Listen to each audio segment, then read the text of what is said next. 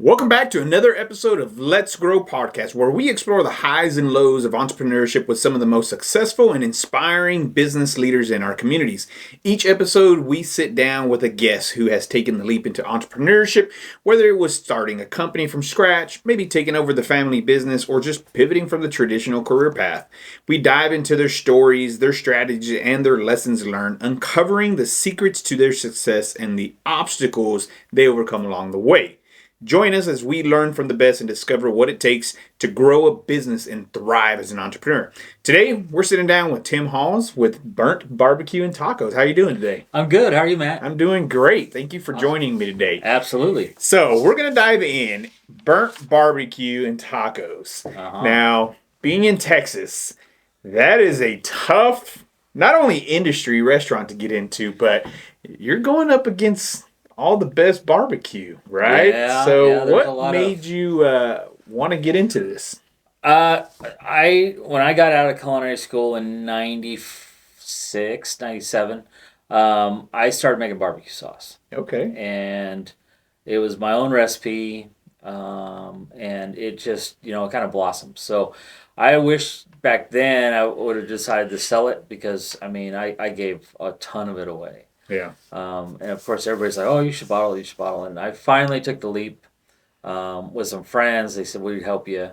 It didn't work out, so I decided to do it on my own. I actually had it in Central Market for about 4 years. Oh, wow. 3 years, something like that. And then I also developed my rubs in there as well. So I had at the time I had one rub and one barbecue sauce, kind of all purpose, and it just kind of blossomed. I started playing with, brisket, and I had one of those little R2D2 smokers in the back, and when I was really starting to smoke meat was in the late 90s, and so I was, that was before internet and before YouTube and all that other stuff to try and figure out how they do it, and so I burned up a lot of brisket. Okay.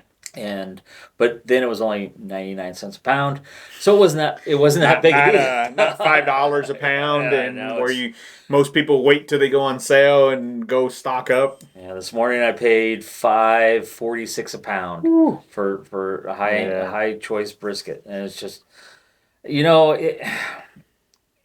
I love to cook for people, and I got to be pretty good at making barbecue, and I got to the point where I got, when I bought my first smoker in the backyard, it was Oklahoma Joe offset, and I could smoke 3 or 4 briskets in there, so I'd call people up and say, "Hey, I'm smoking," and they're like, "Okay, we want this or this," and I'd bring it to them, and they're like, "Man, you make the best brisket," and I never really had that thought of opening my own place. It's like, I just like to work for somebody. I don't have the headaches. I can do what I want. And I got hooked up, a good friend of mine that after culinary school, he called me like 2016. Okay. And he's like, "Tim, I'm starting a food truck. I want you to do it with me." And I just started at Hirsch's Meats. So I was one of their managers. I worked up front, selling all the meat, telling people how to cook it and everything else. And I'm like, nah, I don't want to work weekends because I had to work Saturdays, but I had every Sunday and Monday off. Yeah. But I didn't make a lot of money. So he said, "Look," he says, "I can pay you this. You get good tips, you get everything else." And I finally jumped ship and said, okay, let's do it. So his food truck was seafood. So lobster rolls, fish tacos, that kind of stuff. Is that food truck still around? So he sold the one food truck because he went brick and mortar. And so he had sold the one for capital. He needed some capital money. And then now he has another food truck, but we don't really talk that much anymore. But but when he was getting ready to open brick and mortar. And so he had one in Uptown. I helped him get that open. And then Legacy Food Hall in Plano called him and said, "Hey, we want you to put a stall there." So I went and ran that. So he ran the Uptown store. I ran Legacy Hall. And but when we opened Legacy Hall, it was the day everybody shut down for COVID. Oh, wow. So it was March of 2020. Ouch. So we had to pivot from everyday stuff and do. So we were doing family kits, and so I got permission to use their smokers, their giant smoker at Legacy Hall, which was pretty cool. It was a learning curve on how to use it, um, but we were slinging lobster Yeah. kits, and then we were doing brisket one week, or we were doing meal kits, and we got to talking. It's like, okay, maybe now it's time that we look at doing a barbecue restaurant.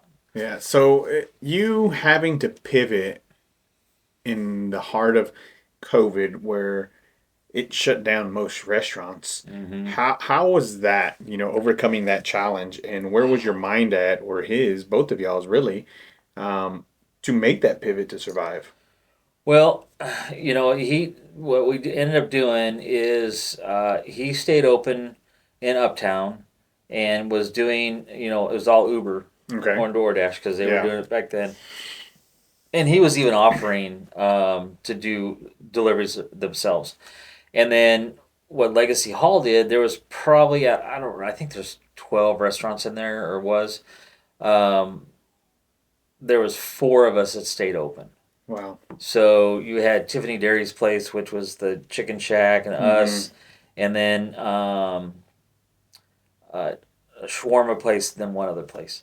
And so what we did was Legacy Hall came together and said, okay, we're going to offer these kits, and people would pre-order them during the week, and then on Friday and Saturday Deliver 'em. they would come pick them up. They did it like a drive-through thing, and so Oh, okay. we were prepping for all that during the week, and so I mean we were doing. I can't remember how many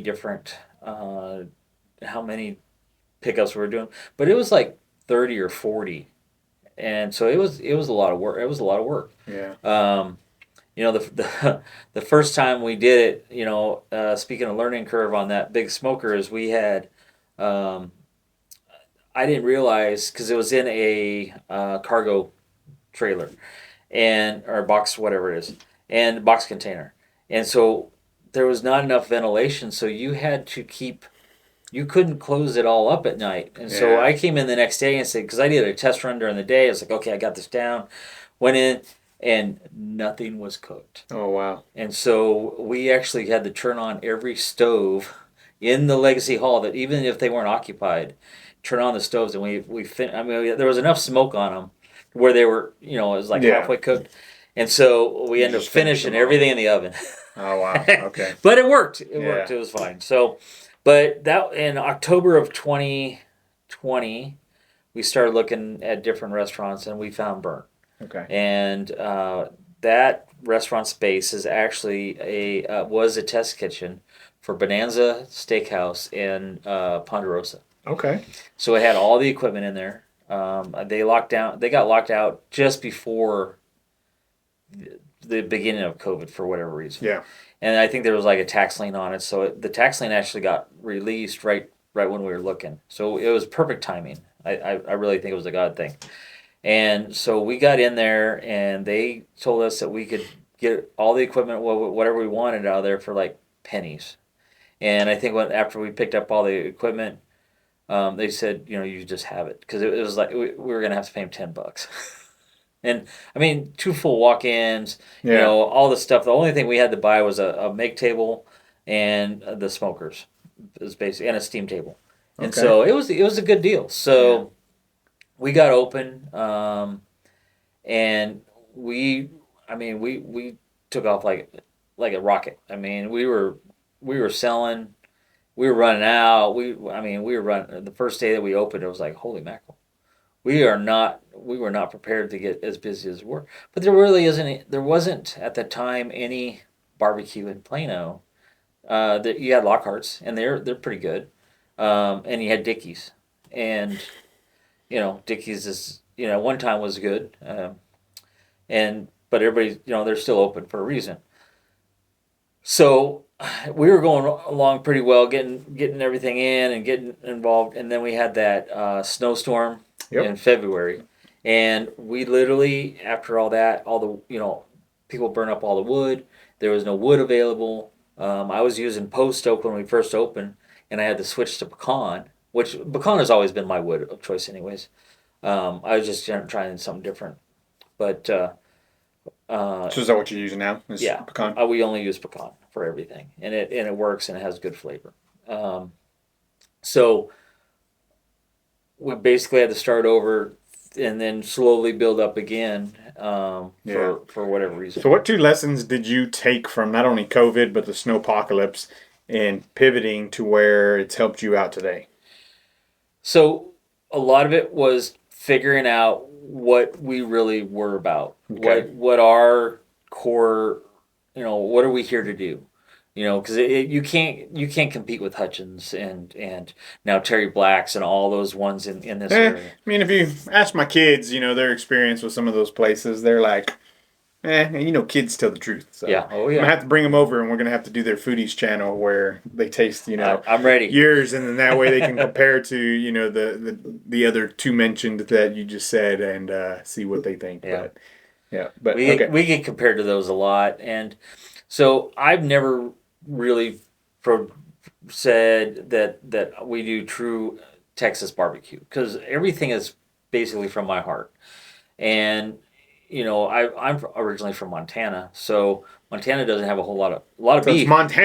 Montana barbecue in Texas. That's it. That's what it Exactly. is. All Yep. right.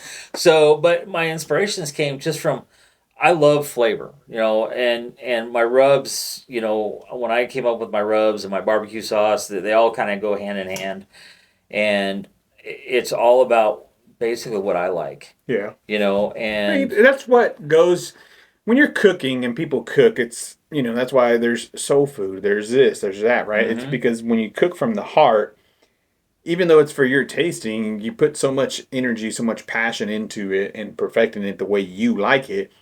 Then other people would like it too. yeah, Versus being a corporate franchise type, restaurant or whatever where everything's the same.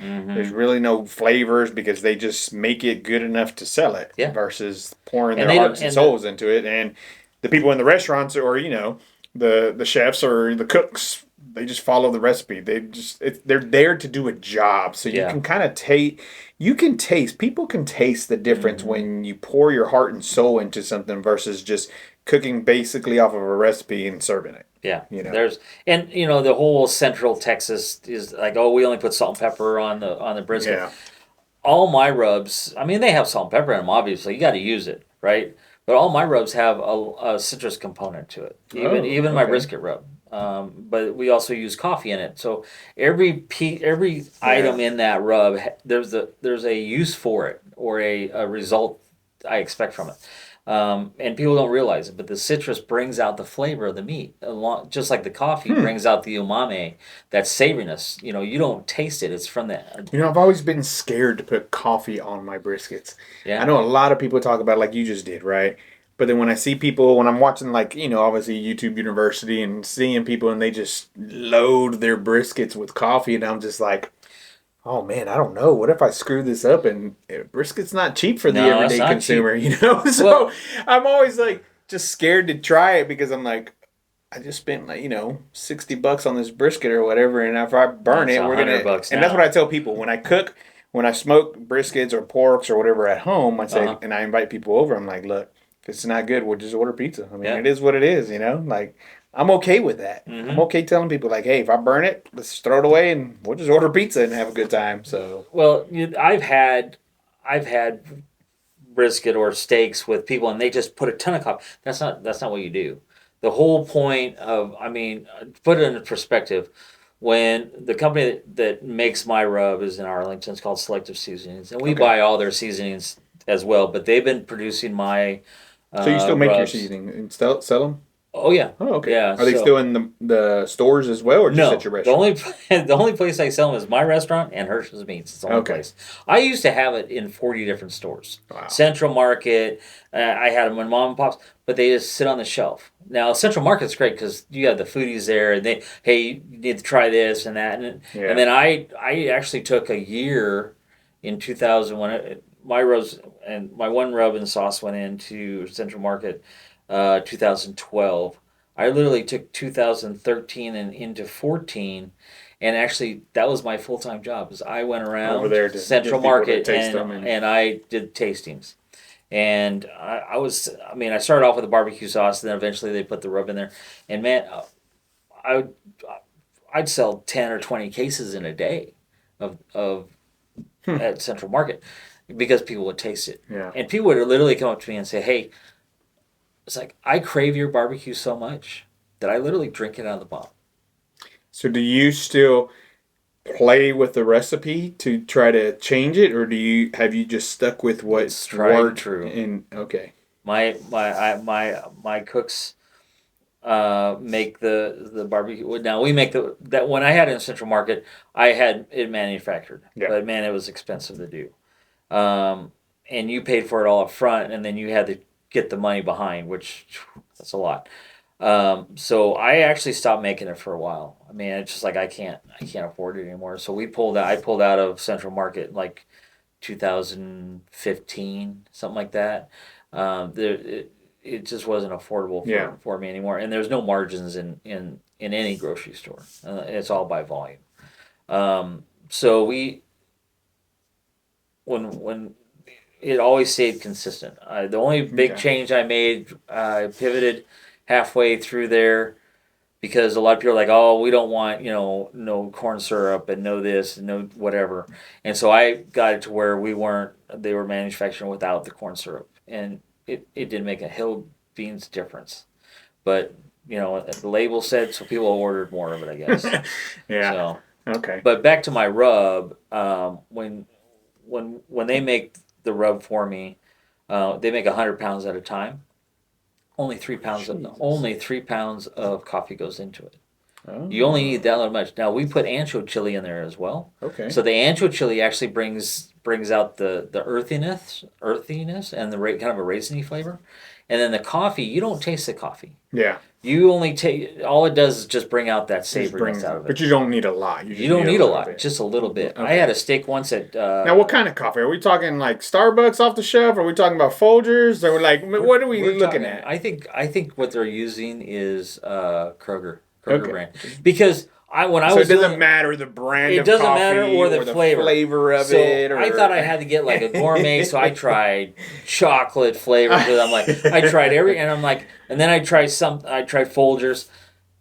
I'm like, you Don't can't say. taste the difference. It doesn't make any difference what it Okay. is. All it is it's the acidity Yeah. in the coffee that makes the Yeah. difference. So, okay, at your restaurant, you Mhm. don't only just do barbecue. You do something a little bit different. I do. Which captures a different audience, a different, Mhm.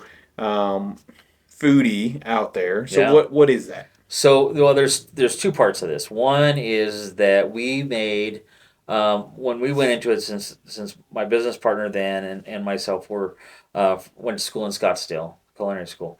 We brought in the Navajo fry bread taco, and we're the only restaurant in the DFW area that I know of that makes that fry bread taco. So it brings a lot of people in for that. And it's fun to hear the stories when people come in and say, "Man, I grew up in Oklahoma, I grew up in Montana, I grew up in Utah, and I'm used to eating those fried bread tacos, and man, it just brings back all these memories." So that's one of them, Okay. and that's still on the menu. And we sell, I don't know how many we sell. I mean, probably 50 of them A week. a week. And because people are like, it just brings them back home to where they're from. Yeah. What? Okay. After the first year, my now she's my wife, Maria. She's been working for me. She started working for me at Legacy Hall, so she came over in April. Now that's just like an HR nightmare there. Man. I mean, Yeah. Just kidding. So, but I mean, But the good thing is you're you're the owner. so we didn't. So she worked for me, but we literally just kind of grew together. In beginning of 22, Okay. we just there was something there, and it was we got married in October of 22, and she's the best thing ever. Yeah. And being married to a Latino woman is definitely different, but it's a good different. Yeah. I mean, she's a great woman, but she now runs the kitchen, and she is a natural leader. I mean, her staff and I walk in the kitchen, they say, "Get out," you Yeah. know. But so in 2022, we started running arepas and Venezuelan food. Oh, okay. And so, we put our pulled pork in it, and oh my God, it literally brought a whole different view of doing this Venezuelan fusion because my barbecue is not hot. I don't like Yeah. spicy because I'm a wimp. Yeah. Um, I do, I'm all about flavor. And that's all Venezuelan is. There's no spice to it, it's just flavor. And so we started with that. And then we added the next year a patacon. And that's a plantain sandwich with, there's no bread, it's just plantain and Really? cheese. Okay. So it's gluten free. And everything, including like the arepas, and now we do empanadas, um, is all gluten free product. So it How brings, dare you not bring any of that to this, man? I know, You right? know, So we're sorry. gonna have to do another episode now, right? Where we're just eating it and enjoying it together because it is amazing. I mean, Yeah, obviously it's we've tried it, and it's awesome. it's So really good stuff. And so my wife's told me 2 years ago, she goes, Tim, I'm just gonna put the whole menu. We're just gonna have to do it. yeah, And it started in what we were doing it on Sundays for our church. The restaurant would be full. I'd have to put tents outside for the overflow.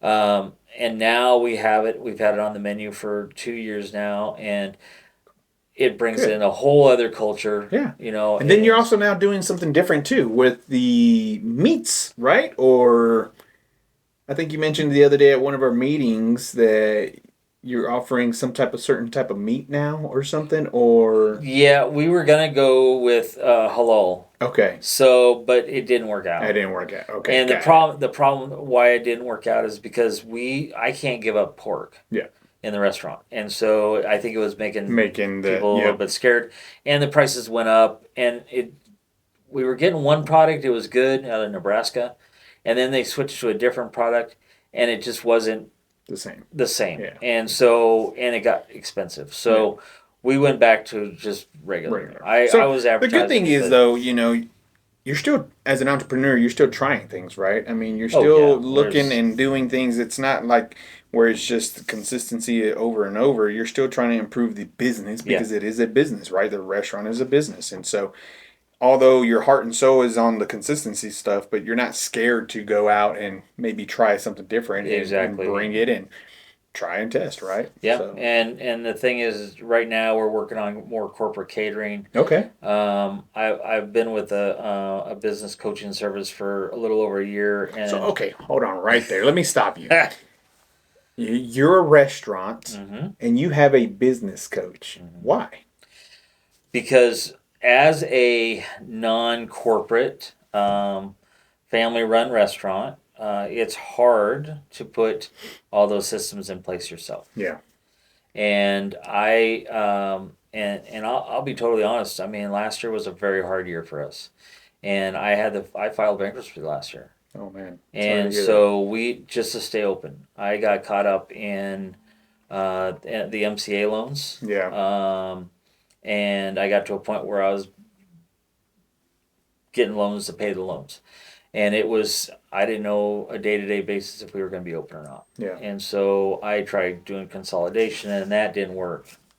I tried doing, just trying to manhandle it on my own, and the stress of doing it was too much. So I started Yeah. last May. I've been with them for a year, and it's called Ownership, Okay. and they're restaurant people. You know, kudos to you because it's hard as a restaurant to start off with, right? I mean, you hear a bunch of restaurants where they shut down and things like that. They go out of business. And thank you for being vulnerable, Yeah, and mentioning that. But kudos to having a business coach, right? Because although we have what sometimes from a hobby turns into a side hustle that turns into a business, we hmm were never raised sometimes knowing how to run the business, yeah, what to do, the different aspects of it, all the components. And a lot of businesses in any industry, I always believe that they do need a coach. yeah, Sometimes I've had two coaches at the same time because hmm I'm learning different perspectives, right? And yes, you can learn from AI and you can learn from YouTube University and all those things, but there's nothing like having that coach that aligns with you to help you overcome those challenges or give you a different perspective to try Yeah. and just catapult the business, right? Yeah. And see where your profits and losses and all those things, components that a coach does, right? So this group is amazing. They I filed for bankruptcy after I started with them, and they were like, "Hey, we're here for you. What do you need from us?" And they even paused the yeah, program for a couple weeks to kind of help me out. And now we're at a point. The bankruptcy's closed, so it's I still have to pay money yeah, back. But I tell you what, that stress off my shoulder is like a 120-pound yeah. weight, on both sides, just kind of lifted. And we're working on corporate catering. I'm able to work on the business instead of in the business Yeah. all the time. And that's great right now that your spouse runs the kitchen and the business and And then she's you're helped me help yeah. working on the business too. Yeah. So And it's I've told her, I said, you can't work every day in the kitchen. You have a crew now give that them the yeah. and so now she's helping me do some other stuff on the Venezuelan side and the Spanish side, because there's a whole group of Oh people yeah. that way. Before we wrap up, we got a few more minutes.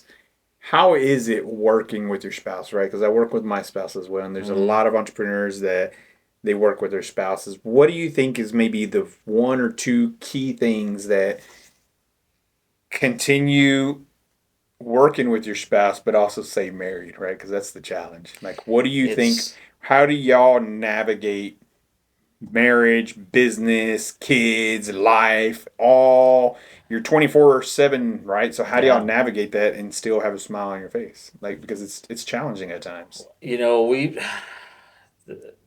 I say a lot of times I think Maria has more. She loves burnt more than I do, and it's not that I don't love burnt. Yeah. The wow factor for both of us is unreal when you watch people eat the food and the reaction. But one thing that we've done to help us out a lot is we've gotten a good enough crew where we have a good key hourly cashier. I have another cashier. She's pretty good too. That works during the day. We have some amazing cooks, and we don't have a large crew, but we Yeah. have some amazing cooks because most of our business is done corporate catering wise. Yeah. So most of our business is at during the weekday. So at night we're not working. We're still working. I still work from home and do all that stuff, but we take time because we have a 10-year-old and she has friends and she Yeah. has things and she likes gymnastics and swimming and all this other stuff. So and it's not just me and Maria that are working in the business. My mother-in-law also works in the business, Yeah. and so she's always busy. So it's one of those things where but we take time for each other, That's good. and eventually we'll Yeah. get to take some vacation time and some other stuff. But Good. you know, but yeah, everything revolves around burn. Yeah. All right. 60 seconds. Let everybody know where y'all are located, what can they expect from your catering, and how do they get a hold of y'all? Absolutely. So, besides being the business owner, I'm also the catering manager. So we're at 2929 Custer Road in Plano. We're in the Kroger Shopping Center, right next to Scotty P's, and we're real centralized to everything. We're open. We're different than any barbecue restaurant because we're open 7 days a week. Wow. So 10:30 till 8 every night, every day. I make it to where you want brisket, you can have it anytime you want. We're not going to run out. Nice. We have we do any type of catering that you need, anywhere from 10 people all the way up to 300 people or more. Um, the easiest way is to give me a call on my cell phone, which is 214-684-5949. Or I just launched a new catering online on our website. So you can Awesome. order catering directly there. So Cool. Well, man, thank you so much for I being on appreciate it. here, and Yeah, it I was awesome. appreciate it. Yeah. Yeah. Well, thank you for tuning in. If you like it, be sure to like, subscribe, and put any comments that you want us to answer. And until next time, let's grow.